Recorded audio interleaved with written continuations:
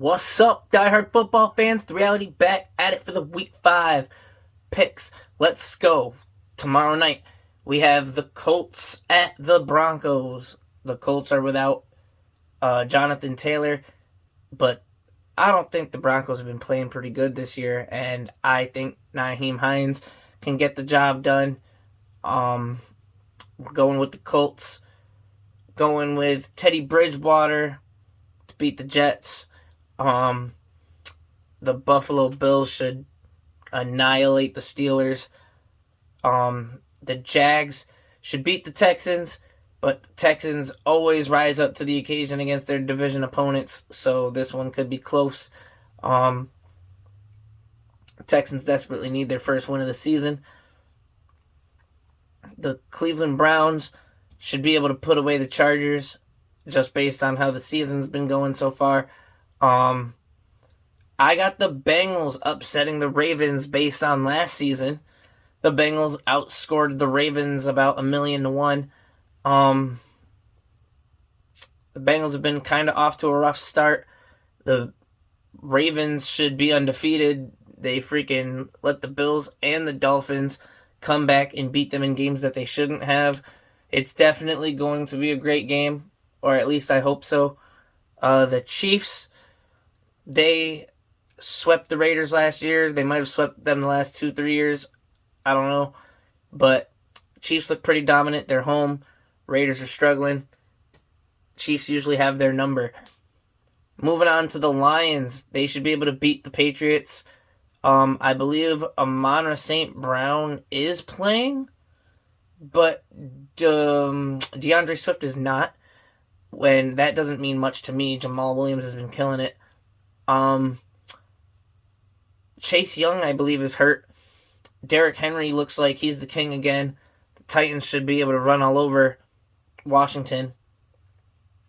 Now, if you guys remember, jumping back to the Lions game real quick, their 12th overall pick of the draft this year is a wide receiver, Jameson Williams, who has yet to debut this season because of injury.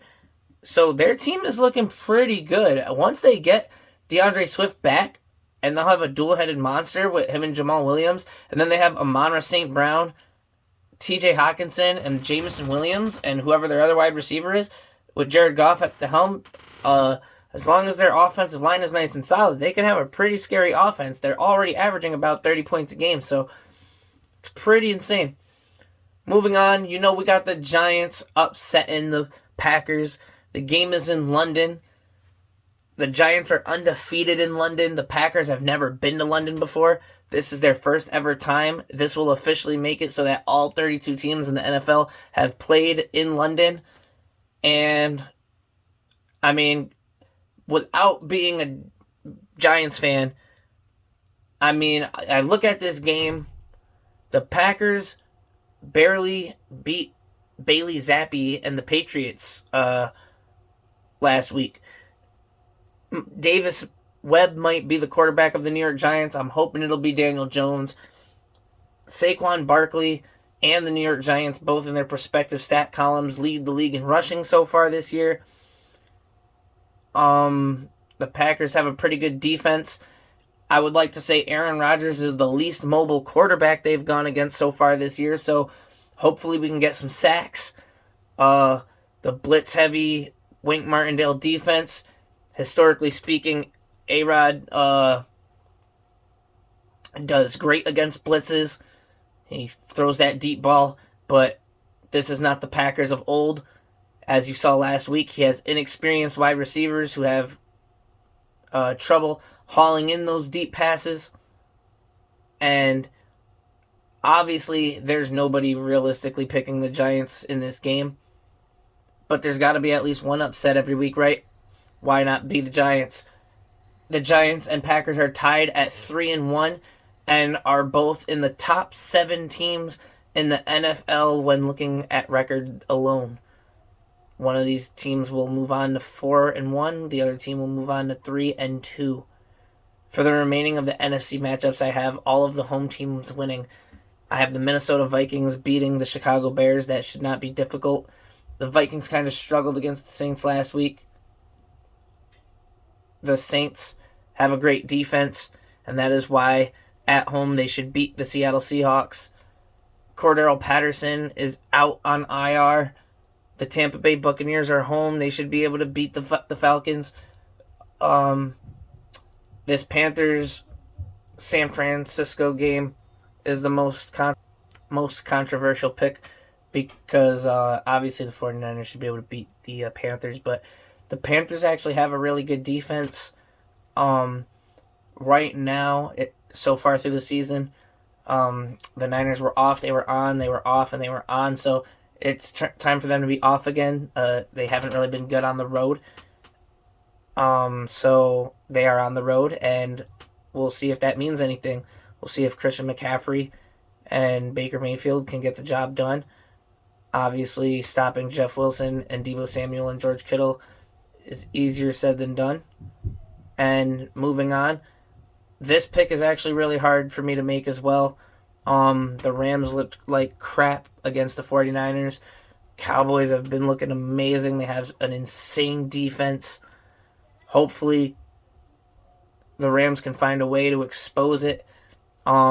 Abuse Cooper Kupp, even though that's been the downfall to them this year. They have a very predictable offense. Their whole offense is past its cup, and it's proving to be their downfall. Last but not least, we have the Cardinals hosting the Eagles, and last year the Cardinals were the last undefeated team, 8-0 until they met the Packers on Thursday Night Football. The Cardinals are proving to be hit or miss without DeAndre Hopkins. They are home. I think that whole division is 2-2, and now the pressure is on. Can they get another win before DeAndre Hopkins comes back? Can they end the undefeated streak of the Philadelphia Eagles? Two very interesting running quarterbacks, Kyler Murray and Jalen Hurts, probably the two most alike quarterbacks in the league. It's going to be a good one. Basically just rooting for the Rams and the Cardinals because I'm a Giants fan. So hope you guys like this video. If you do, actually go click that thumbs up for me. Drop a comment. Let me know what you agree with, what you don't agree with. If you're not yet, please subscribe to the channel. Click the bell, turn on all notifications so that you never have to miss one of my videos. And if you're here, that means you're a diehard football fan, which means you have diehard football friends. Please share my video with your fellow football fans. Let them know to check me out, see what they think about my take on this week's picks. All right.